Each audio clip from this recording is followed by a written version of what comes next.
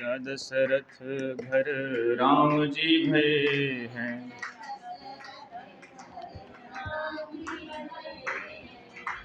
राजा जनक घर भई हैं लली, भज दशरथ नंदन जनक लली भज।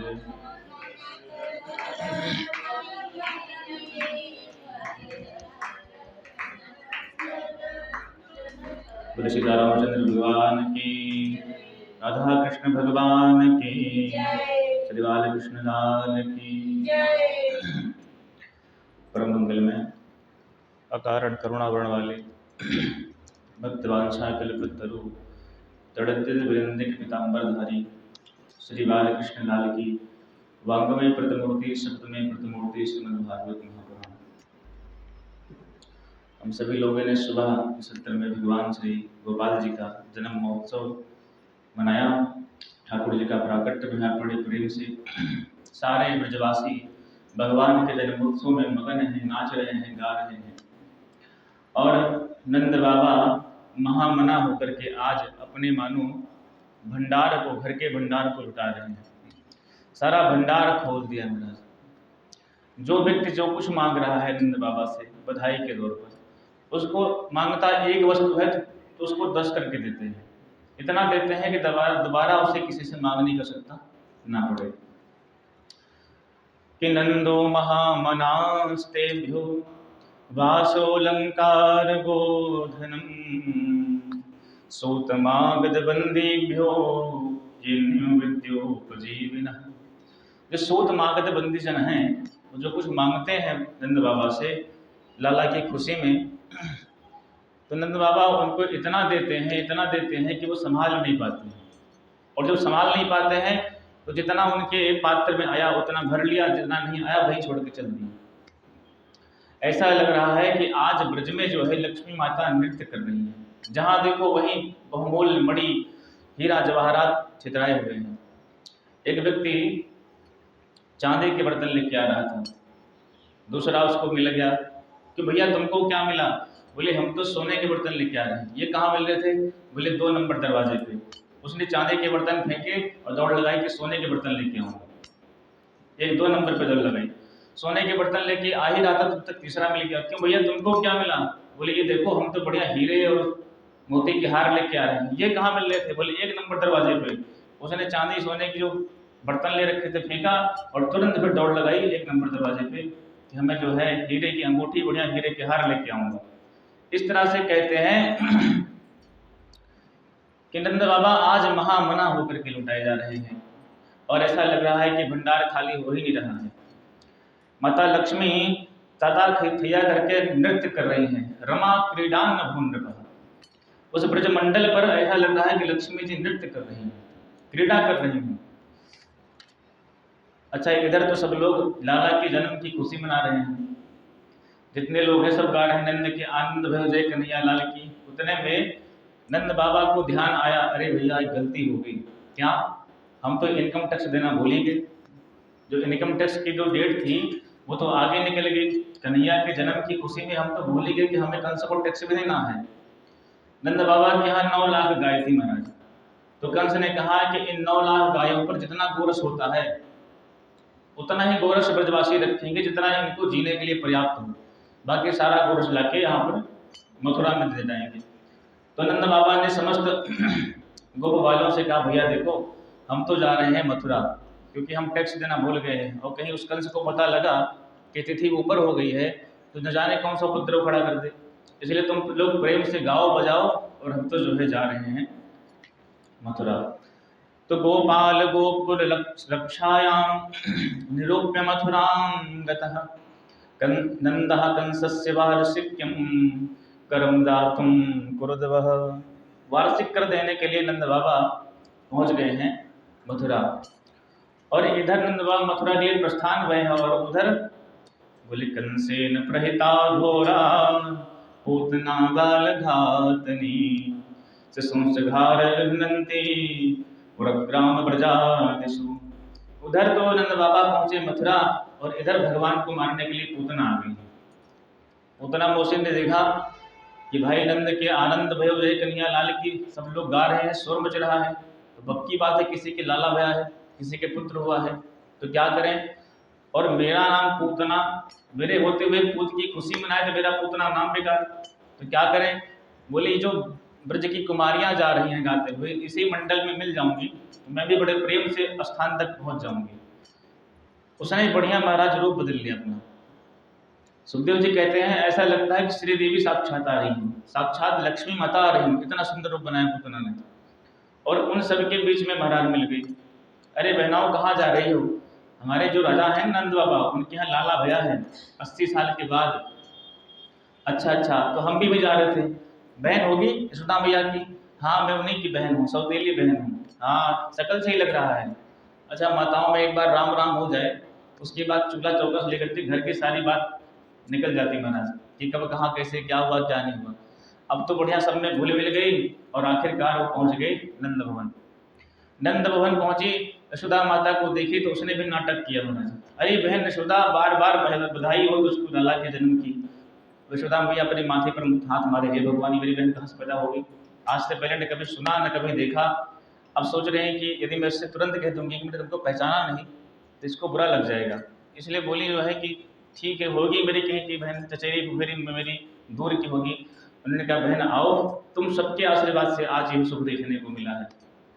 बड़े प्रेम से बोले कि हम तो लाला को आशीर्वाद देने के लिए आए हैं।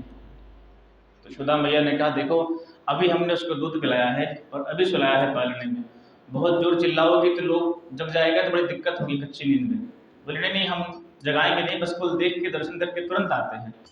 यशोदा माता ने इशारा कर दिया, वो देखो पालने में सो रहा है। उसने देखा दूर से ही भगवान ने पूतना को देख लिया। तो भगवान ने जैसे देखा तो भगवान श्री कृष्ण ने अपनी आंखें बंद कर ली पूतना को देख करके। अब इस एक लीला पर भगवान के संतों ने सैकड़ों भाव दिए हैं, लेकिन हर भाव का श्रवण करना बड़ा कठिन है, समय कम है और सफर लंबा है, इसलिए जो है संक्षिप्त में ही सुन लें। संतजन कहते हैं कि भगवान ने आंखें बंद क्यों करी पूतना को देख के। बोले एक भाव तो यह है कि जब हम जैसे हम कथा करने बैठते हैं पहले मंगलाचरण करते हैं, कि कोई काम शुभ करने चल रहे शुभारंभ करने चल रहे हैं तो मंगलाचरण कर ले तब कथा शुरू करें। तो मानो भगवान सोच रहे हैं कि लग रहा है इन दैत्यों को मारने का शुभारंभ इन मौसी जी से करना पड़ेगा, तो आंख बंद करके भगवान मंगलाचरण करने लगे, जरा मंगलाचरण कर लें तब इनका काम कल्याण करते हैं। दूसरा भाव यह है कि भगवान ने सोचा मन में अपने, हम तो माखन मिश्री खाने आए थे ब्रज में और माखन मिश्री तो बाद में मिलेगी, सबसे पहले जहर मिल रहा है, अपने स्तनों में जहर लगा के आई है मारने के लिए हमें। तो जहर पीने का जो काम है हमारा नहीं है, हमारे भोलेनाथ का है। इसलिए आंख बंद करके शंकर जी से प्रार्थना कर रहे कि हे भोलेनाथ जल्दी आओ, इस जहर से आप बचाओ हमें। इसलिए भगवान ने आंख बंद कर लिया। दूसरा भाव यह है कि भगवान का एक मत है कि पूतना जो है आई है कैसे, भगवान है मायापति और पूतना बन के आई है मायावती। माया का रूप बना के आई है ना, है तो राक्षसी पर सुंदरी बन के आई है। भगवान ने कहा मेरे सामने बड़ी से बड़ी माया जो है टिकती नहीं है, कहीं मैंने देख दिया तो इसका विकराल स्वरूप प्रकट हो जाएगा। और सारे ब्रजवासी जो इतना खुशी से नंद के आनंद भय जय कन्हैया लाल की मना रहे हैं, कहीं यहाँ राक्षसी प्रकट हो गई तो सब लोग परेशान हो जाएंगे, इसलिए भगवान ने और आंख बंद कर ली। चौथा भाव यह है कि भगवान का कहना है कि जो वस्तु आपकी दृष्टि का पात्र ना हो उसको देखना नहीं चाहिए। रामचरितमानस में एक सुंदरी बन के आई थी महाराज, सुपनखा, तुम सम पुरुष न मौसम नारी, यह संजोग में रचो विचारी। लेकिन भगवान ने इतना सब कुछ अपने सुंदरता के बारे में वर्णन कर रही है, पर श्री रघुनाथ जी ने एक बार उसकी तरफ नजर उठा के देखा भी नहीं, और जवाब भी दे रहे हैं तो भगवान किसकी तरफ देख के दे रहे हैं। बोले सीत ही चित कही प्रभु बाता, अहय कुमार मोर लघु भ्राता। सीता जी की तरफ देख करके भगवान उत्तर दे रहे हैं, मानो राम जी कह रहे हो कि जो दृष्टि का पात्र ना हो उसकी तरफ दृष्टि कभी देना नहीं चाहिए। आज श्री गोपाल जी ने अपने नेत्र बंद कर लिए हैं, पूतना को देखा ही नहीं। पूतना ने सोचा कि लाला सो रहा है, अब उसने उठाया और अपने स्तनों से भगवान का मुख लगा दिया है, लेकर के बढ़ी है आगे।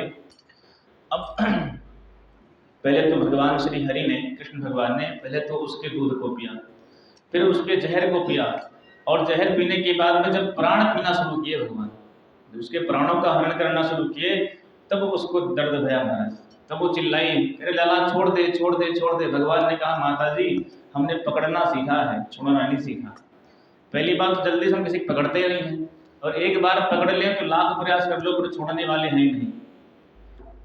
बहुत बार चिल्लाई, अंत में भगवान ने उसके प्राणों को भी पी लिया है और धड़ाम से गिरी है और उसके भी प्राणों का प्राणांत हो गया है।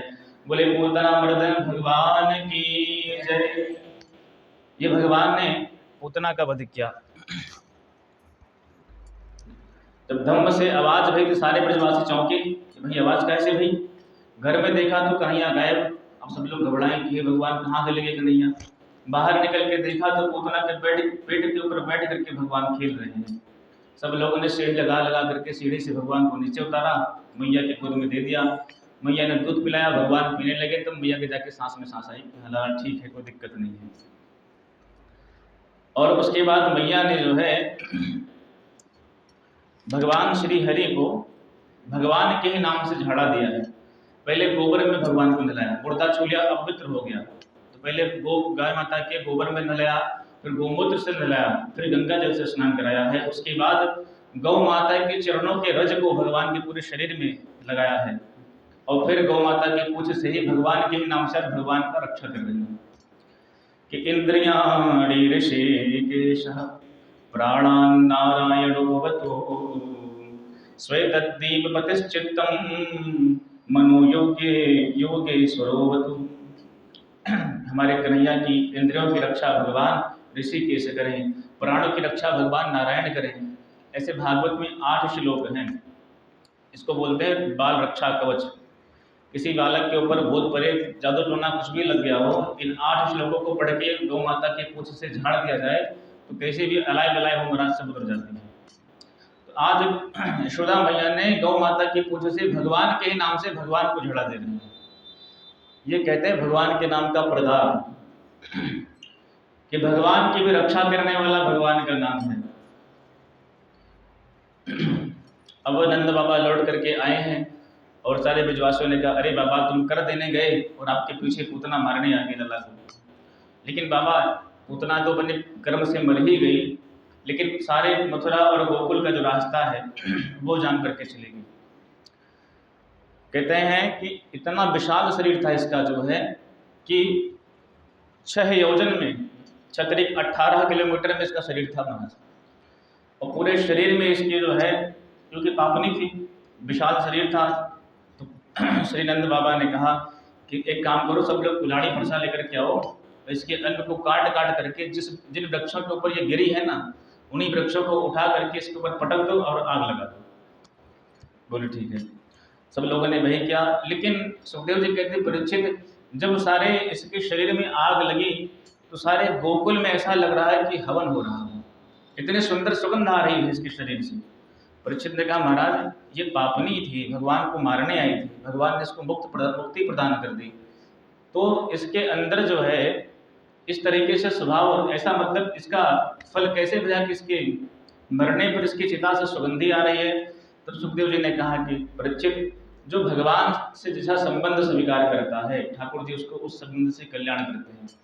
भले ही मारने के भाव से आई थी पर भगवान को स्तनपान करा रही है, और स्तनपान कराना माता का काम होता है, इसलिए भगवान ने उसके दुर्गुणों पर ध्यान दिया ही नहीं, उसके गुण पर ही देश करके भगवान ने इसको मुक्ति प्रदान कर दी है। क्योंकि न जाने कौन से गुण पर ध्यान धरी जाते हैं। देखो पूतना कौन थी, ये पूर्व जन्म में महाराज बलि के यहाँ बलि की बहन थी पूतना जो है। जब भगवान वामन को उसने देखा तो भगवान के ऊपर मुग्ध हो गई, बोली काश ऐसा मेरा पुत्र होता तो कितना सुंदर होता। लेकिन जब वही भगवान वामन ने विराट स्वरूप बना करके 3 पग भूमि में सर्वस्व छीन लिया बलि का, तो उसके अंदर राक्षसत्व महाजन्मन हो गया कि अगर ऐसा मेरा पुत्र होता तो मैं उसको विष पिला के मार देती।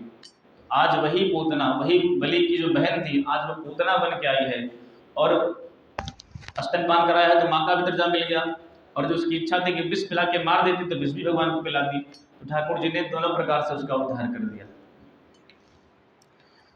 एक दिन की बात सुखदेव जी कहते हैं इस पूतना मोक्ष की कथा को जो सुनता है, जो कहता है, उसको भगवान श्री कृष्ण के चरण कमलों की रति अर्थात भक्ति प्राप्त होती है। एक दिन की बात कि मैया जो है कन्हैया को दूध पिलाई, पिला करके लिटा दिया महाराज और सुला दिया। भगवान सोते सोते ही करवट बदल ली अपने आप ही। मैया तो प्रसन्न हो गई, ओहो कन्हैया तो बड़े हो रहे हैं, अपनी आप ही करवट बदल ली। अब बुलाया नाई को, ए नाई सारे भज में लगा दे दुहाई। भैया काई बात की दुहाई? बोले कह देना कि करवट बदलने का बिलौवा है, आज कन्हैया ने पहली बार करवट बदला है तो उसके लिए मैं बुला रही हूँ। सारी गोपियाँ, सारे ब्रजवासी सब लोग आ गई हैं, सारी गोपियाँ। हाँ भैया, अब ढोल मजीरा लेकर के आई। बोले मैया हम तो गाएंगे बजाएंगे। मैया ने कहा अरे गाने बजाने के लिए नहीं बुलाया है। बोली तो क्या के लिए बुलाया? मुँह देखने के बुलाई थी, आई है जो है तो गाएंगे बजाएंगे। तो बोले अभी तो कन्हैया को सुलाया है, जग जाएगा। तो बोले कि मैया कुछ भी करो पर हम तो गाएंगे बजाएंगे। तो बोले ठीक है। तो एक सकट होता है जिसको बैलगाड़ी बोलते हैं, बैलगाड़ी के नीचे भगवान की पालने को उठा करके रख दिया है और सब लोग मिल करके बड़े प्रेम से गा रहे हैं। और क्या गा रही है? दो शब्द में सुन ले। एक संत ने बड़ा सुंदर गाया कि पलना में ललना झुलावे जसोदा मैया, पलना में ललना, पलना में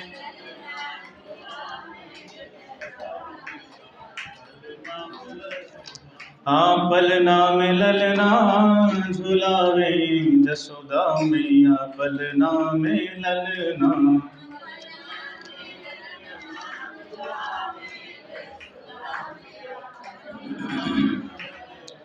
पलना झुलावे और ललना सुलावे, पलना झुलावे और निरख श्याम सूरत ना भोली समावे, निरख श्याम सूरत ना भोली समावे, पलना में ललना झुलावे जसोदा मैया, पलना में ललना, पलना में ललना झुलावे जसोदा मैया, पलना में ललना। बोले वृंदावन बिहारी लाल की जय। कभी स्वच्छंद 3 घंटे बोलने कथा मिले तब इन भजनों का, इस कथाओं का सबका आनंद मिले।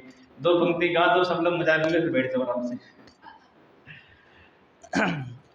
इधर तो सारी गोपियां मिलके माता के संग में नाच रही हैं, गा रही हैं और भगवान चिल्ला चिल्ला के थक गए कि जिसके लिए सारी खुशी मनाई जा रही है उसको घर से बाहर कर दिया और हमारे लिए सब लोग नाच रहे गा रहे हैं, हमको घर से बाहर कर दिया। भगवान बहुत चिल्लाए, जब किसी ने नहीं सुना तब भगवान ने उस बैलगाड़ी में एक लात मारा है और वो बैलगाड़ी आकाश में उड़ करके जाके धम से गिरी नीचे। शोर भया तो सारी गोपियों ने बजाना बजाना बंद करके बाहर देखा तो क्या देखती हैं? भगवान तो पालने पड़े पड़े रो रहे हैं और बैलगाड़ी उधर पड़ी हुई है। मैया ने तुरंत कन्हैया को उठा लिया गोद में, पर सोच रही है ना आंधी आई ना तूफान आया न कोई बैल लड़ते हुए आए, पर ये बैलगाड़ी गिरी तो गिरी कैसे? अब वहाँ बगल में बच्चे खेल रहे थे छोटे छोटे, उन्होंने कहा भैया हम बतावें? हाँ भैया बताओ किसे गिरी? बोले तेरे कन्हैया ने एक लात मारी और सारी वो आकाश में उड़ गई। भैया ने कहा भांग खा के आए क्या तुम लोग? ये 6 महीने कन्हैया ने भला बैलगाड़ी उड़ा सकता है? किसी ने भरोसा नहीं किया भगवान की। बच्चे तो सच ही बोल रहे हैं, लेकिन माता को भरोसा नहीं हो रहा कि 6 महीना के कन्हैया ने बैलगाड़ी को उड़ा दिया। मैया लेकर के चली आई हैं, ब्राह्मणों को बुला करके गृह शांति वगैरह कराई है और फिर जो है बड़े प्रेम से जो है मैया रह रही हैं। उसके बाद कहते हैं एक दिन मैया जो है भगवान श्री कृष्ण को उछाल उछाल के जो है खिला रही थी और उछाल जितने भी बार उछाले भगवान को, भगवान हंसने लग जाएं और उछालना बंद कर दे तो रोने लग जाएं। मैया का हाथ दुखने लगा कि कब तक उछालें इसको। तो क्या किया, माता ने अपना स्तनपान कराना शुरू कर दिया। भगवान जब स्तनपान मैया करा रही थी तो भगवान ने तिरछी निगाह से देखा कि एक गोंडल का रूप लेकर के तृणावर्त नाम का राक्षस जो है आ रहा है। भगवान ने सोचा कि मामा जी ने जो है बढ़िया उड़न खटोला भेज दिया है। मैया तो कम उड़ा पाती थी, अब मामा जी के साथ में पूरा ब्रजमंडल देख लेंगे। सही भगवान ने अपने शरीर को बढ़ाया, मतलब वजन बढ़ाया। तो मैया ने सोचा कि अभी तो इतना उछाल रही थी, इतना हल्का था और 1 सेकंड में लग रहा पहाड़ पकड़ रखा हो। मैया ने तुरंत कन्हैया को बिठा दिया नीचे। जब बिठा दिया भगवान खेलने लगे। और मैया ने जब देखा कि कन्हैया खेल रहे हैं तो अपने घर गृहस्थी के काम में माता जी फिर लग गई। कृणावर्त को अवसर मिल गया और तुरंत जो है भगवान को लेकर के उड़ा ऊपर। अब भगवान जब ऊपर उड़े ब्रजमंडल में तो सबके घर को देख लिया कि ये श्री दामा का घर है, ये बदमंगल का घर है, ये विशाखा का है, ये ललिता का है। जितनी गोपियां थी, जितने सखी थे, जितने सखा थे भगवान के, सबके घर को भगवान ने देख के चीन लिया। और जैसे ही मथुरा मंडल की तरफ बढ़ने लगा कृणावर्त, तो भगवान ने अपनी वजन को बढ़ाया, खूब बढ़ा दिया वजन। अब उसको शंका होने लगी कि मैं कोई बालक लेकर के आया हूँ, कोई काला पत्थर उठा लाया। भगवान ने कहा भले आदमी, लोग पत्थर में मुझको देखते हैं तो मुझ में पत्थर देख रहा है, तो चल तेरी खोपड़ी को पत्थर से ही पटकता हूँ। भगवान ने उठा करके उसको पत्थर से ही पटक दिया है और उसका फिर गोविंदाय नमो नमः हो गया है। फिर मैया ने देखा तो घबरा गई कि हे भगवान क्या हो गया। फिर सोचने लगे कि हम एक चीज़ समझ गए हैं कि कोई किसी को मारता नहीं है, पापी अपने पाप से खुद मर जाता है। मैया तो प्रेम से लेकर के आ गई हैं। देखो भगवान श्री हरि ने जो है, इस सकट क्या है, सकट जो है हमारे, सकट अर्थात बैलगाड़ी, धर्म का प्रतीक है। बैलगाड़ी में दो बैल लगते हैं, नहीं लगते? लगते हैं ना। बैलगाड़ी में दो बैल लगते हैं, तो बैल तो बैलगाड़ी में है नहीं, और भगवान को नीचे रख रखा है बैलगाड़ी के, और ऊपर क्या रखे हैं, माट मटका रखा है बैलगाड़ी के। तो भगवान का तात्पर्य कहने का है कि ये माट मटका किसके प्रतीक हैं, भोग विलास के।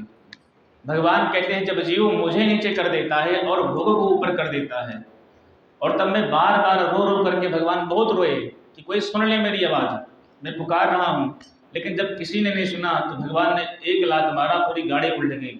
यही प्रकार हमारे जीवन में भी होता है कि जब हम लौकिक धर्म और परम धर्म, दो बैल कौन से हैं हमारे जीवन में भी, दो बैल हैं, एक लौकिक धर्म है, दूसरा परम धर्म है।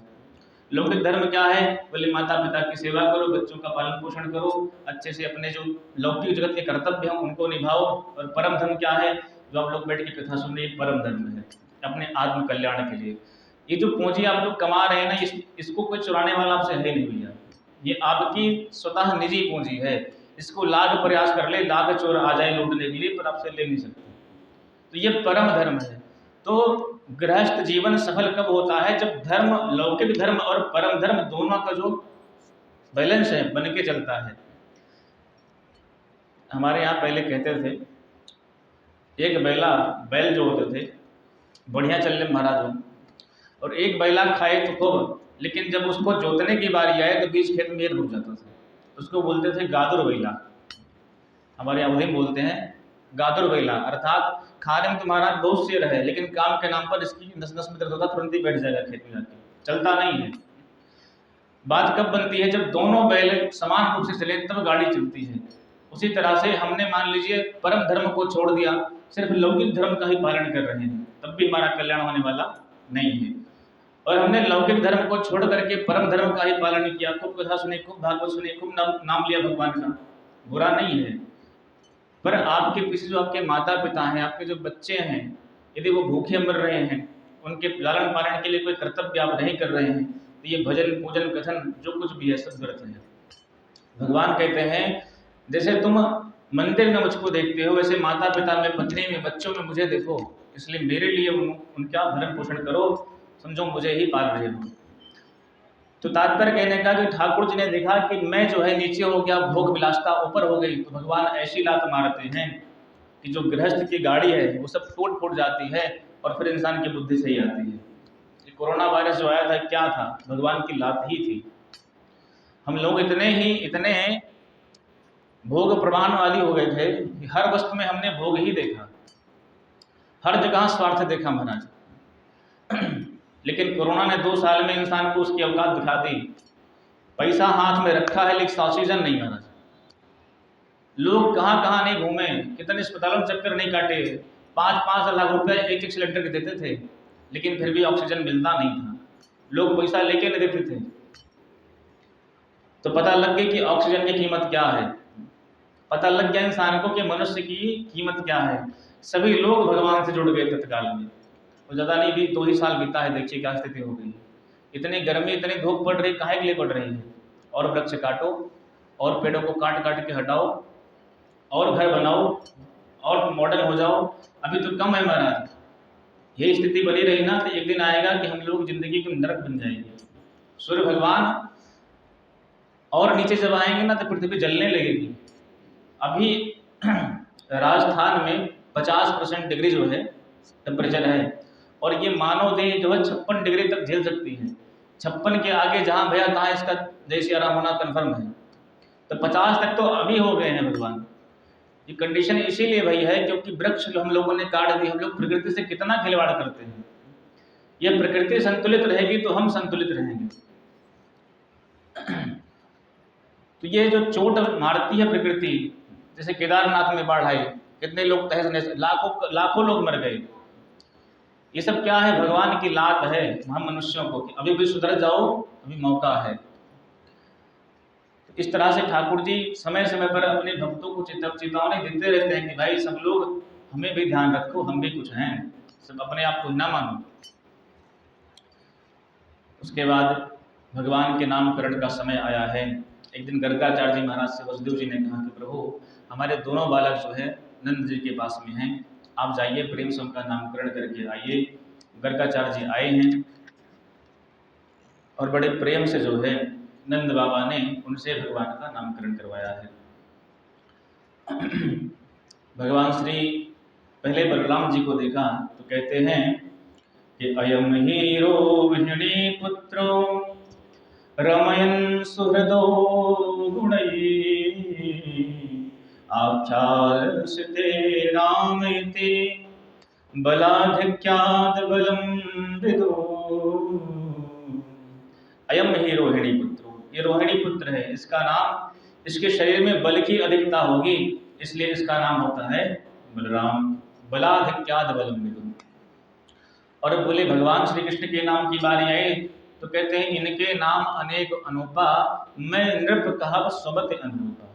अपने मते के अनुसार इनके नाम कहूंगा। इनके नाम अनेक हैं, विष्णु सहस्त्र नाम, गोपाल सहस्त्र नाम, कितने नाम हैं। मैया ने कहा महाराज हमें 1000 नाम दीजिए, एक नाम बता दो बढ़िया से जो हम बोल सके। तो बोले देवी इस जन्म में इनका रंग जो है कृष्ण वर्ण का है इसलिए इनका नाम रखते हैं कृष्ण। बोले बाल कृष्ण लाल की जय हो। भगवान का नाम कृष्ण रखा है। अच्छा कितना भी अच्छा नाम रख लीजिए पर माताएं अपने बालकों का प्रेम का नाम निकाल ही लेती हैं। मैया ने कहा कि इसका नाम रखा बलराम, इसका नाम रखा कृष्ण, तो हम तो एक चीज सोच लें क्या कनुआ और बलुआ, कन्हैया कनुआ, ये मैया के प्रेम के नाम है, भगवान को बुलाती हैं। हमारी कौशल्या मैया राम जी को राघव, राघव बड़े प्रेम से बुलाती थी। रघुनाथ, राघव भगवान का नाम कौशल्या माता ही पुकारती थी। इसलिए माताएं जो है अपने बालकों का प्रेम का नाम ढूंढ ही लेती हैं। कितना बढ़िया नाम दे दो महाराज, पर प्रेम का नाम वो रख ही लेती हैं। अब दोनों भैया बड़े प्रेम से आंगन में खेलने लगे, थोड़े बड़े हो गए हैं। भगवान के दिव्य छटा, सारे देवता ऊपर से बाल लीला देख करके प्रबोधित हो रहे हैं, प्रसन्न हो रहे हैं। धीरे धीरे भगवान घुटनों के बल चलने लगे हैं। मैया की उंगली पकड़ करके भगवान आंगन में चलते हैं, पैया पैया दोनों भाई। और कभी तो उनके चरणों की जो पायजनियां हैं इतनी सुंदर बजती है जिसको देख करके सारे त्रिलोकी मोहित हो जाती है। सुखदेव जी कहते हैं कि कालेन व्रजताल्पेन गोकुले राम केशवो जानुभ्यां सह पाणिभ्यां रिंगमाणो भुजभृतः। भगवान कभी जो है मैया स्नान कराएंगी बड़ा सुंदर, उनको स्नान जब करा देंगी तो भगवान चले जाएंगे कहाँ, गौशाला में, और वहाँ भगवान गोबर में एक दूसरे के ऊपर खेलने लगते हैं। दाऊ जी के ऊपर उठा के गोबर फेंकेंगे। भगवान कहते हैं भैया जब भी संकट आई मैया इस गोबर में नहलाई, इससे बढ़िया आज अपने नहाए लो। संकट आवे चाहे ना आए लेकिन आज हम लोग स्वयं नहा लेते हैं। तो दोनों भैया गोबर में ही, गोमूत्र में जो है गौ माता के स्नान करने लगते हैं, अर्थात खेलने लगते हैं। यशोदा मैया देखती हैं तो कहती क्यों रे कन्हैया तू पूर्व जन्म का सुअर है क्या, जब देखो तब कीचड़ में खेलता रहे। भगवान के मैया भैया दाओ भैया, मैया ने मुझको पहचान लिया। भगवान का पहला अवतार कौन था? वराह अवतार, तो शुक्र ही तो थे भगवान। भगवान कहते लगता मैया ने हमको पहचान लिया, हम तो पूर्व जन्म में सुअर ही थे भैया। बड़ा सुंदर श्री गोस्वामी जी सुखदेव जी कहते हैं ऐसा नहीं कि भगवान के ऊपर जो है गोबर लग गया, मिट्टी लग गई तो भगवान सुंदर नहीं लग रहे हैं, भगवान हर अवस्था में सुंदर लग रहे हैं। देखिए एक बार ना सूरदास जी महाराज जन्म से अंधे थे, तो गोसाई जी ने कहा कि भाई जब हम लोग ठाकुर जी के श्रृंगार करते हैं तो जैसा पद जैसा श्रृंगार किए रहते हैं सूरदास जी वैसा पद गाते हैं, तो कहीं ऐसा तो नहीं कि बानक बन जाता हो, हम लोग श्रृंगार करें सूरदास जी को सब दिखाई पड़ने लग जाए। तो बोले क्या करें? बोले आज ऐसा करो ठाकुर जी को कुछ पहनाओ ना, नंगे खड़े कर। भगवान का कोई श्रृंगार नहीं किया, ठाकुर जी को नंगा ही खड़ा कर दिया। अब सूरदास जी जब सामने आए बोले हाँ गोसाई, हाँ सूरदास जी गाओ ठाकुर जी के पद। अब सूरदास जी ने देखा तो मुँह पे हाथ रख लिया। बोले क्या हुआ? बोले गोसाई जी मत पूछो, आप ठाकुर जी बड़े प्यारे लग रहे हैं। अरे बताओ तो सही क्या पहन रखा है? रक्तांबर है, नीलांबर है, पीतांबर है, श्वेतांबर है, कौन सा अंबर पहन रखा है भगवान ने, क्या पहना है? तब सूरदास जी ने अपना तान पूरा उठाया और बोले आज हरि देखे नंग मनंगा, कि आज हरि देखे नंग मनंगा, मोती माल और माही विराजत, छबके उठत तरंगा, आज हरि देखे नंग मनंगा। बोले गोसाई जी आज ठाकुर जी को हमने नंगे ही देखा खड़े, और ऐसा नहीं कि भगवान सुंदर नहीं लग रहे हैं, या आपने जो मोतियों की माल पहनाई है ना भगवान के गले में, इस मोतियों के माला से सातों रंग छिटक रहे हैं, एक छटा की इच्छा होती है वर्णन करे तब तक दूसरी छटा आ जाती है, इसलिए भगवान अति सुंदर लग रहे हैं। और श्री रसखान जी तो कहते हैं कि धूल धरे अति शोभित श्याम जो, तैसे बनी सुंदर सुंदर सिर चोटी, कि खेलत खात फिरे अंगना, पग पैज निबाजत पीर कछोटी, कि छवि को रस खान बिलोकत, बारित काम कला निधि कोटि, काग के भाग कहा कहिए, हरि हाथ से ले गयो माखन रोटी। कहते धूल धरे अति शोभित श्याम जी, भगवान धूल से खेल तो रहे हैं पर कैसे लग रहे हैं? अति शोभित श्याम जी, बड़े सुंदर लग रहे हैं ठाकुर जी। ये लीलाएं भगवान अपने मैया और बाबा को दिखाते रहते हैं, सब लोग बड़े प्रसन्न होते हैं, सारा ब्रजमंडल सारे देवता उस लीला को देख देख करके प्रसन्न प्रमुदित होते रहते हैं। कभी भगवान गायों के सिंग से लटक जाते हैं, कभी भगवान बछड़ों के दांत गिरने लग जाते हैं, और कभी तो भगवान यशोदा मैया की जो चौखट है ना थोड़ी ऊंची है, पुराने घर जो होते थे उनकी चौखट जो है ऊंची बनाई जाती थी महाराज। अगर आप छोटा बच्चा हो पार करना चाहे तो कर सकता नहीं था उस चौखट को। हमारा जो घर पुराना था जो है बना नहीं था, तुम्हारे घर की चौखट थी कम से कम इतनी ऊंची थी, उसमें अगर आप बैठ जाओ लगता था कुर्सी बैठे हुए हैं, तो छोटे बच्चे उसको क्रॉस करना बड़ी मुश्किल थी उनके लिए। तो ठाकुर जी उस चौखट को एक बार पार करने की कोशिश कर रहे हैं कि उस चौखटे को पार करके हम बाहर निकल जाएं, और आज भगवान उस चौखटे के ऊपर चढ़ तो गए, लेकिन आधा शरीर भगवान का जमीन के ऊपर लटका है और आधा इधर लटका है। सुखदेव जी कहते हैं परीक्षित कर लो ऐसे दर्शन ब्रह्म का, जिस परमात्मा के कृपा से मनुष्य का जो है सारा जो है आवागमन जो लटका हुआ है इस पृथ्वी पर वो दूर होता है। आज वो स्वयं चौखट पर लटके लटके मैया को पुकार रहे, मैया बचाइयो मैया बचाइयो मैया बचाइयो। तो ऐसे भगवान सुंदर सुंदर लीला करते हैं ठाकुर जी। अब भगवान थोड़े बड़े हो गए हैं और भगवान ने सोचा कि जो ब्रज की गोपियां हैं इनके मन की इच्छा पूर्ण करनी चाहिए। कैसे करें भैया पर इच्छा पूर्ण? क्योंकि ये सारी गोपियां कौन है? सब ऋषि मुनि हैं, भगवान के आनंद को पाने के लिए ही ब्रज में गोपी बन के आए हैं। तो सोचे क्या करें? तब भगवान ने विचार किया ऐसे तो सबके घर पे जाएंगे तो अच्छा लगेगा नहीं, तो क्या करें? बोले माखन चोरी करते हैं। माखन चोरी करेंगे तो जितनी गोपियां सबके घर पे चले भी जाएंगे और बड़े प्रेम से जो है सबका दर्शन और प्रसन्न भी हो जाएगा, सबके मनोरथ भी पूर्ण हो जाएंगे। तो भगवान जो है सारी ब्रज की जो मंडली है ग्वाल वालों की उन सबको बुलाया है और सबसे कहा भैया आज से हम लोग नया खेल खेलेंगे। तो कौन सा खेल है? बोले चोरी चोरी खेलेंगे। रामा ने कहा कन्हैया चोरी करना सिखाओगे? भैया इतना मारेगी छठी का दूध ज़्यादा जाएगा। बोले अरे भैया हम कोई धन पैसा चोरी थोड़ी उतार रहे हैं, खाने पीने की चोरी कोई चोरी नहीं होती है। अपने घर से शुरू करो, सब लोग अपने घर से अभ्यास करो, आगे देखते हैं। तो कुछ लोग सफल भये, कुछ विफल भये। अगले दिन फिर मंडली इकट्ठा भई, हाँ भाई क्या हाल है, चोरी भई कि नहीं भई? श्री दामा ने कहा कन्हैया मैया ने हमको पकड़ के इतना मारा भैया, हम तो चोरी करने वाले नहीं हैं, अब तुम ही चोरी करो, हमारे बस का नहीं है। भगवान ने कहा कोई बात नहीं, हम तुमको ट्रेनिंग देंगे चोरी करने की, कैसे चोरी होती है। तो भगवान अपनी मंडली बनाए हैं, बाल गोपाल चौर विद्या प्रचार मंडली, और बड़ी सुंदर मंडली बनाई महाराज। जितनी गोपियां हैं उन सबके घर में जा करके भगवान चोरी करते हैं। गोपियों की इच्छा और मनोरथ को भी भगवान पूर्ण करते हैं। और जिस दिन ठाकुर जी का दर्शन ना हो उस दिन गोपियां यशोदा मैया के पास पहुंच जाएं। ओरान समझते हैं? नहीं समझते? ओरान मतलब शिकायत, अवधि भाषा में उसको ओरान बोलते हैं कि आपके यहाँ जो है हम ओरान लेके आए हैं, आपका लड़का आपकी लड़की हमारे बच्चे के मार के आई है। तो सारी जो है गोपियां ओरान लेके पहुंच जाए कहाँ? यशोदा मैया के दरवाजे पर। और जब पहुंच जाएं तो सब लोग यही सोचें कि कुछ ऐसा किया जाए कि गोपाल का दर्शन हो जाए। पता नहीं क्या हो गया, 2 दिन से दिखे ही नहीं, तो बिना उनको देखे तो चैन मिलता नहीं है, तो क्या करें? बोले चलो सब लोग शिकायत करते हैं। शिकायत करेंगे तो कम से कम दर्शन तो होगा। यशोदा रानी के नंदालय के सामने पहुंच गई सारी गोपियाँ। अरे बहन यशोदा कहाँ है, जरा बाहर निकल। तो यशोदा मैया निकल के आई, आओ आओ बहनों कैसे आई, बड़ी कृपा करी। बोले तुम्हारे कन्हैया के गुण गाने नहीं आई हैं, बुलाओ उसको जरा, उसके सामने शिकायत करनी आई है आज। क्या मतलब क्या कर दिया कन्हैया ने?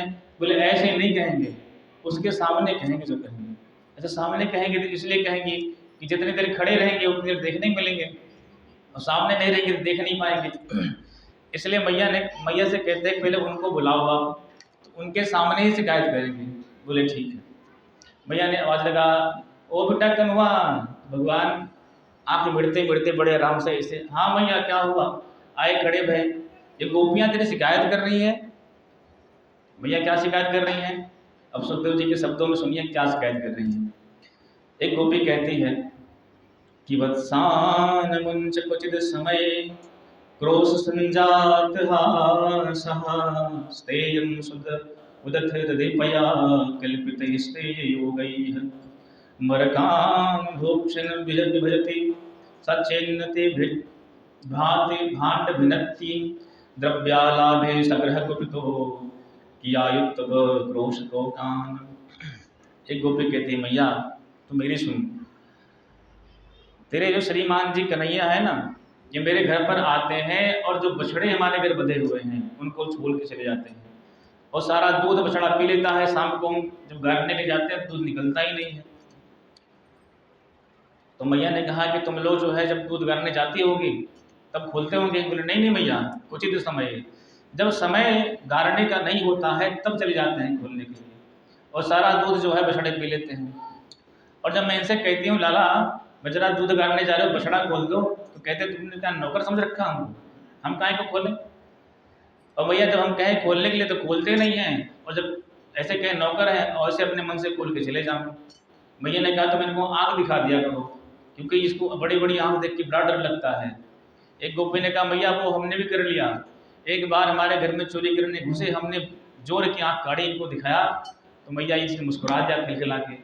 और बजाने भगवान इसकी मुस्कुराने में कौन सी ताकत है कि एक बार मुस्काए तो हम भी हंस दिए, और जहाँ ये हंस दिए हम हंस दिए तो सारा गुस्सा ठंडा हो गया, सब खत्म हो गया। दूसरी गोपी कहते मैया तो मेरी सुन। माता ने कहा कि जो है तो तुम एक काम किया करो, जो माट मटका आपके हैं उसको छीके पे, पहले एक शब्द है हमारे यहाँ पर सिगार जानते हैं, पहले माताएं जो है जो वो होता था क्या बोलते हैं, दूध था दही था, उसको ऐसे चुल्ला रात रहा है टांग रहा था, उसे टांग देती थी ताकि बिल्ली उल्ली ना खाए। तो वही कह रहे हैं कि ब्रज में उसको छीके बोलते हैं, कि आप सब लोग उसको छीके पे टांग दिया करो, तो ये छोटा है पकड़ नहीं पाएगा। गोपी ने कहा मैया वो भी करके देख लिया, हमने ऊपर टांगा, श्रीमान जी क्या करते थे, इनकी जो मंडली है सबसे तंदुरुस्त एकदम हट्टा कट्टा इनका चेला होता था, उसको लगाते थे नीचे, उसके ऊपर दूसरा, दूसरे के ऊपर तीसरा, तीसरे के ऊपर चौथा, और सबसे ऊपर स्वयं विराजमान हो जाने का। खुद भी निकाल के खाएं, जितने बाल गोपाल है वो भी खाएं। एक गोपी बड़ी चालाक थी, कन्हैया रोज आते हैं, रोज जो है मटकी चढ़ा के तोड़ लेते हैं, तो उसने मटकी में लगा दी घंटी। जब भी आएंगे उठाएंगे, घंटी बजेगी तो पकड़ लूंगी फट से। अच्छा, भगवान गए, देखा, बोले ये तो गड़बड़ है भैया, घंटी लगी हुई है, जरा सा हिलाएंगे तुरंत घंटी बजेगी। भगवान ने घंटी से कहा, देख घंटी बजना नहीं, अगर तू बज गई तेरी खैर नहीं। घंटी महाराज भगवान चढ़ की, सारे मित्र मंडली खाली, सबको भगवान खिला दिए, घंटी नहीं बजी, एक शब्द नहीं बोली घंटी। और जैसे ही भगवान ने पाना शुरू किया, घंटे टन टन टन टन टन टन टन बज गई। गोपी ने पकड़ लिया। भगवान ने पूछा घंटी से, क्यों घंटी बजी तो क्यों? बोले ठाकुर जी, सब प्रसाद पाए संसार कोई बात नहीं है, लेकिन जब भगवान प्रसाद पाए तब तो घंटी बजनी चाहिए। तो आपने जब पाया तो मैं बच गई, अब भगवान पकड़ेंगे बेचारे। एक गोपी कहती है, मैया तो मेरी सुन, मेरे घर में एक दिन सत्यनारायण की पूजा थी, हमारे घर पर एक दिन सत्यनारायण भगवान की पूजा थी। तो ये हमारे घर पे श्रीमान जी आए, उन्होंने कहा, अरे भाभी तुम किसकी पूजा करती हो? लला, आज हमारे घर पे सत्यनारायण भगवान की पूजा है। तो हमसे कहते हैं इस मूर्ति को उठा करके मेरी पूजा करो। हमने इनसे कहा मुंह धोना आता नहीं, बल्कि चले हो भगवान बनने के लिए, भाग यहाँ से। हमने भैया डांट के भगा दिया इसको। पूरा दिन कन्हैया दिखाई नहीं पड़े, पूरा दिन कन्हैया दिखाई ही नहीं पड़े। मैं सोचती रही, राह देखती रही कि आज आए, हमने डांट दिया, भगा दिया।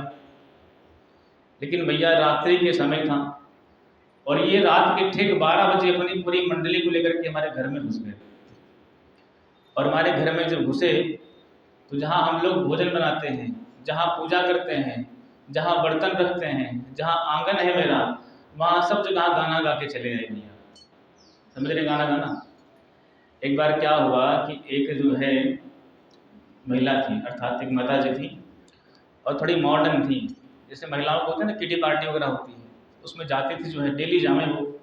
और जब जामे तो बच्चा छोटा था, उसको लेके जाती थी, 2.5-3 साल का बच्चा था, उसको लेके जाए डेली।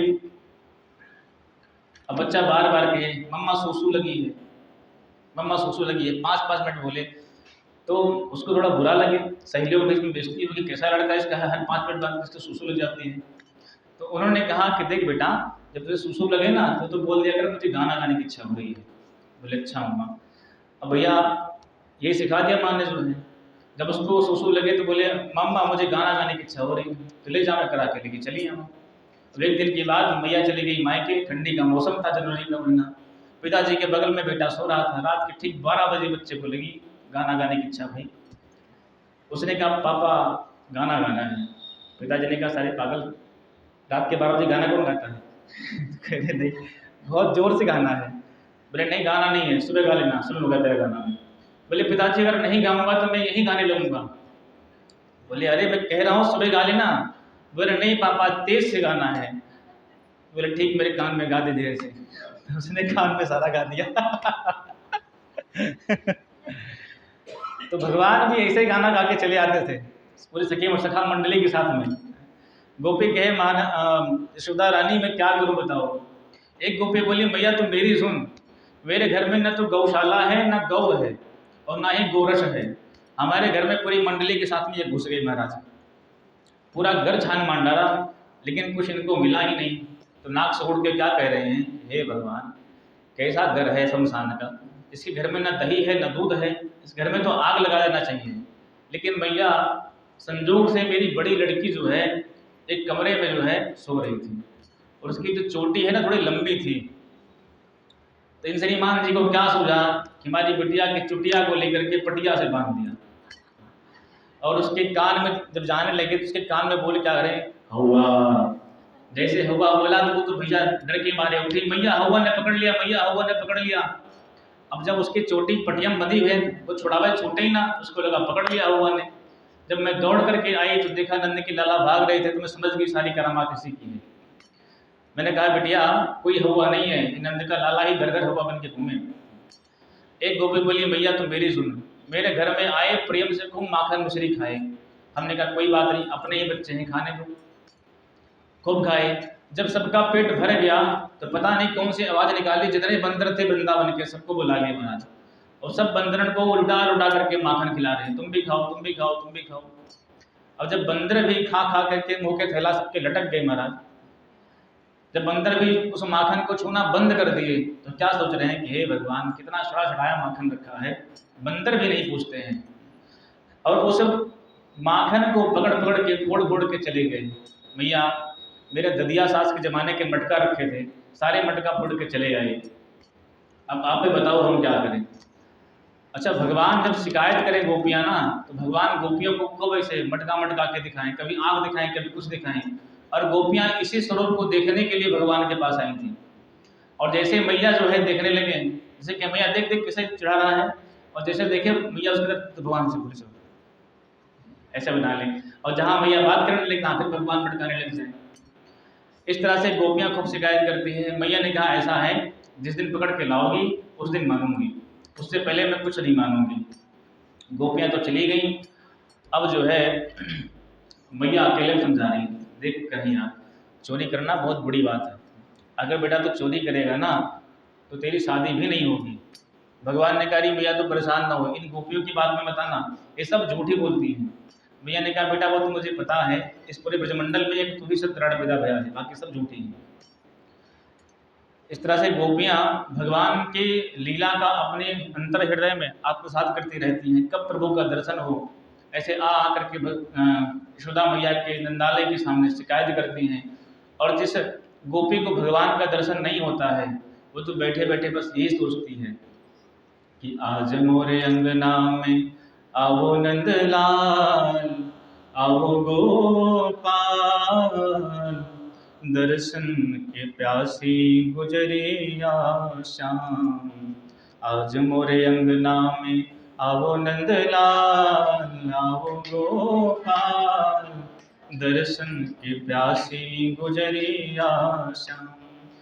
अंगना में आओ मेरे माखन को खाओ, अंगना में आओ मेरे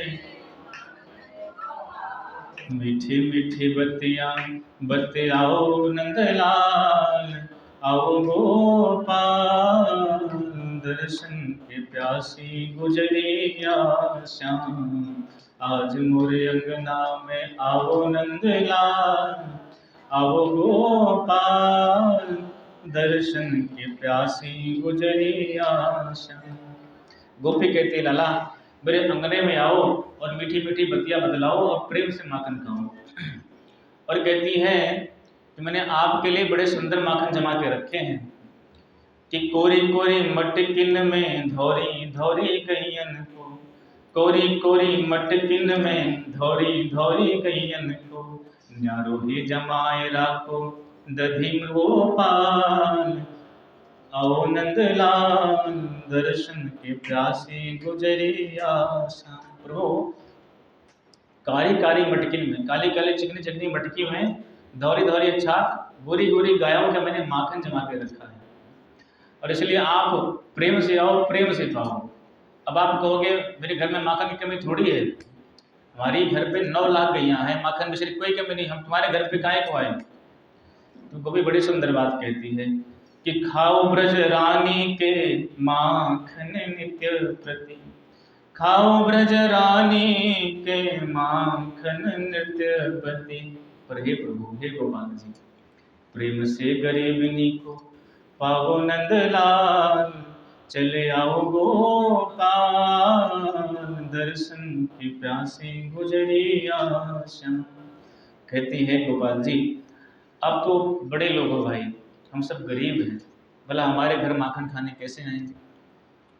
पर सुना है कि आप कृपा सागर हैं, करुणा सागर हैं, जिसकी तरफ कोई नहीं देखता है उसकी तरफ है कन्हैया आप देखते हो, तो इस गरीबने के घर पर भी माखन खाने आओ।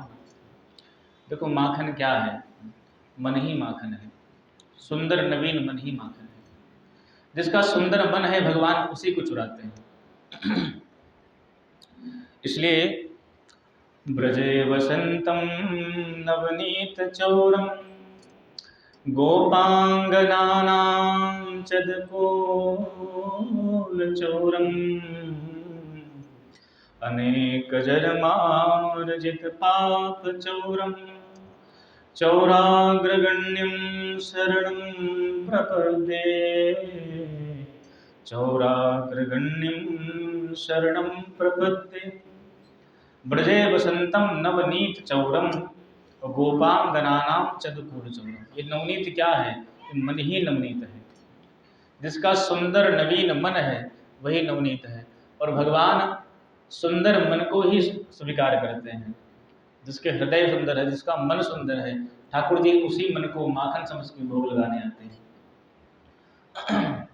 और अनेक जन्मार्जित पाप चौरम, भगवान का नाम हरि है। जो हरण करे वही हरि। तो भगवान काय का हरण करते हैं? पैसा कौड़ी हरण थोड़ी करते हैं। भगवान का चरण शरण जो व्यक्ति ग्रहण कर लेता है, भगवान उस जीव के पापों का हरण कर लेते हैं, उसके अहंकार का हरण कर लेते हैं, उसके अभिमान का हरण कर लेते हैं, उसके अज्ञान का हरण कर लेते हैं। इसलिए भगवान का नाम हरि है। ऐसे भगवान श्री कृष्ण बड़े प्रेम से ब्रज में लीला कर रहे हैं, गोपियों को भी मनोरथ को पूर्ण किया है। और अंत में भगवान ने ब्रह्मांड घाट पे जा करके एक दिन भगवान ने मिट्टी खा ली है। श्री दाऊ जी ने कहा, कन्हैया तेरे मुंह में क्या है? भगवान ने कहा बोले खोल मुंह। बोले नहीं खोलूंगा। तो बोले चलो तुम्हारी मैया शिकायत करते हैं। और आए हैं दाऊ जी तो बड़े प्रेम से जो है मैया से शिकायत करते हुए कहते हैं कि तेरे लाला ने ब्रज रज खाई जसोदा सुन माई। अरे मैया तेरी कन्हैया ने मिट्टी खाई है। थोड़ा 5 मिनट स्टालिंग महाराज जी, ठीक है। जो प्रसंग चल जाए थोड़ा। तो कहते हैं, क्या बोलते हैं कि तेरे लाला ने ब्रज रज खाई जसोदा सुन माई। अरे मैया तेरे कन्हैया ने आज हमने देखा ब्रह्मांड घाट पे माटी खा ली। अब तो भैया जब माटी की बात सुने तो मैया का जी बढ़ाया, हे भगवान अब तक माखन मिश्री चोरी करने की बात आती थी, आज मिट्टी खाई है। अगर नहीं डांटोगी तो कल गुटखा खाने लगेगा, परसों शराब पीने लगेगी। तो जो कन्हैया है इनकी आदत जो है बिगड़ती जाएगी, इसलिए आज इनको डांटना पड़ेगा। तो श्री बलराम जी कह रहे हैं, भैया ने कहा कैसे मिट्टी खाई बताओ जरा। तो बलराम जी कहते हैं, अद्भुत खेल सखन संग खेलें छोटो सो माटी को ढेलू तुरत श्याम ने मुख में मेलू। अरे यानी गटक गटक गटकाई जसोदा सुन माई। तेरे लाला ने मैया तेरे कान्हा ने ब्रज रज खाई जसोदा सुन माई। अब मैया जो है डंडा लेके भगवान को डांट रही है, देख कन्हैया तूने माखन चुरा के खाया, मैं कुछ नहीं बोली, इतना कुछ तुमने खाया, मैं कुछ नहीं बोली। लेकिन यशोदा मैया कहती हैं कि दूध दही को कब ना डांटी और क्यों लाला तेने खाई माटी। मैंने तुम्हें दूध दही खाने के लिए कभी डांटा नहीं, पर तुमने मिट्टी के बजाय बताओ जरा। यशोदा ले समझा रही साटी, अरे तो पुनेक शर्म नहीं आई जसोदा सुन माई। तेरे लाला ने ब्रज रज खाई जसोदा सुन माई। अब भगवान जवाब दे रहे हैं कि भैया किसने कहा तुमको मैंने मिट्टी खाई? बोले तुम्हारे भैया लोग कह रहे हैं मिट्टी खाई। तो भगवान कह रहे हैं मोहन को मुखड़ो खुलवायो। भगवान ने कहा मैंने मिट्टी ना खाई। बोले कैसे नहीं खाई? तुम्हारे भैया कह रहे हैं। बोले तुमको भरोसा नहीं होता है तो मेरे मुख में देख लो। भैया ने कहा हाँ मुख में देखोगे, मुख खोलो अपना। तब भगवान अपना मुख खोल रहे हैं कि मोहन को मुखड़ो खुलवायो 3 लोक में दर्शन पायो और तब विश्वास यशोद ही आयो। तब विश्वास यशोद ही आयो ये तो पूर्ण ब्रह्म कन्हाई जसोदा सुन माई। तेरे लाला ने माटी खाई जसोदा सुन माई। कि ऐसो रस नहीं है माखन में। अब भगवान कह रहे भैया जैसा रस ब्रज की मिट्टी में है ऐसा रस तो मक्खन में भी नहीं है। कि ऐसो रस नहीं है माखन में, मेवा मिश्री और दाखन में, जो रस है ब्रज चाखन में। यानी मुक्ति से मुक्ति पाई, जसोदा सुन माई, तेरे लाला ने ब्रज रज खाई, जसोदा सुन माई। अरे मैया, तेरे कन्हैया ने ब्रज की माटी खाई है। भगवान ने अपने मुख में ही तीनों लोगों का दर्शन यशोदा माता को करा दिया है। अंत में भगवान ने जो योग माया के द्वारा भगवान ने तीनों ब्रह्मांड को, पूरे त्रिलोकी को भगवान ने अपने मुख में ही दिखा दिया। यशोदा मैया थोड़ा घबरा गई, ये भगवान ये तो साक्षात ब्रह्म है, मैंने इस ब्रह्म को अपना पुत्र माना है, तो भगवान ने कहा रस भंग हो जाएगा। कि जहाँ मैया समझ गई कि कन्हैया भगवान है, तो कन्हैया भगवान कैसा भोग लगाते सब जानते हैं। महाराज 10 ग्राम पानी में गुड्ड बुड्ड करा देंगे, चनौरी का भोग लगा देंगे, अलमारी में बिठा देंगे। तो यहाँ जब मैं चोरी करके खा रहा हूँ, इतना प्रेम सबका प्रेम मिल रहा है, प्रेम नहीं मिलेगा। तब भगवान ने अपनी योग माया से कहा कि मैया का जो मोह है उसको फिर ले आओ पुत्र वाला। तब उस ऐश्वर्यशाली स्वरूप को भगवान ने हटा दिया। बोले मैया मेरे मुख में कोई ब्रह्मांड नहीं है, तो बुढ़िया हो गई है, तेरी आंख में दिक्कत हो गई है, अब तुम्हें दिखता कम होगा, फिर से देखो क्या दिखता है। भगवान ने दोबारा मुंह खोला तो कुछ दिखाई नहीं पड़ा। मैया समझ गई कि हाँ लाला मेरी आंख ही खराब हो गई, भैया तो सही कह रहा है। तो मैया इतनी भोली है कि भगवान ने अपनी भगवत्ता जो है छुपा ली माता के सामने, और उस भगवत्ता का भगवान ने दर्शन कराया ही नहीं। देखिए लीला तो बहुत है। अब कल से जो है भगवान की हम दामोदर लीला जो है सुनेंगे बड़े प्रेम से। ठाकुर जी की लीलाएं बहुत सारी हैं भैया, और जो राक्षस वगैरह हैं, वत्सासुर, अघासुर, बकासुर, इन सब का भगवान वध करेंगे। और कल जो है जो राक्षस हैं इनको मार के परसों जो है, क्योंकि सेकंड बड़ी कथा तो होगी नहीं, कल मंगलवार है, तो परसों जो है प्रयास करेंगे कि अपने गोवर्धन नाथ का पूजन हो जाए और सायं सत्र में गोपी गीत का प्रसंग चल जाए। उसके बाद जहाँ तक ठाकुर जी कथा बुलवा ले जाएं। वैसे 4 दिन बचा है भैया, और 4 दिन में 7 घंटे हैं, 2 घंटे निकल गया इससे। अब 7 घंटे में जहाँ तक हो जाए वहाँ तक खींच खांच के पहुँचा देंगे। पर पूरा तो बड़ा कठिन लग रहा है, वो लग रहा है कि दशम स्कंद की पुरवाड़ लग तो यही रहा कि ठाकुर जी दोबारा ही हो जाएंगे, दशम स्कंद में ही रहेंगे जहाँ तक है। पर फिर भी जितना सुन ले जाएं उतने पर्याप्त हैं, क्योंकि भगवान पूर्ण है और भगवान की लीला भी पूर्ण है। तो पूर्ण से कुछ भी निकालो तो पूर्ण ही मिलता है। तो भगवान की कथा कभी अपूर्ण होती ही नहीं है, जहाँ से शुरू करो जहाँ पूर्ण करो वही पूर्ण हो जाती है। वृंदावन बिहारी लाल की जय, सतगुरुदेव भगवान की। ये तो इतना खींचे हैं तब यहाँ तक पहुँचे हैं, नहीं पता लगता अभी तो वही बैठे होते हैं।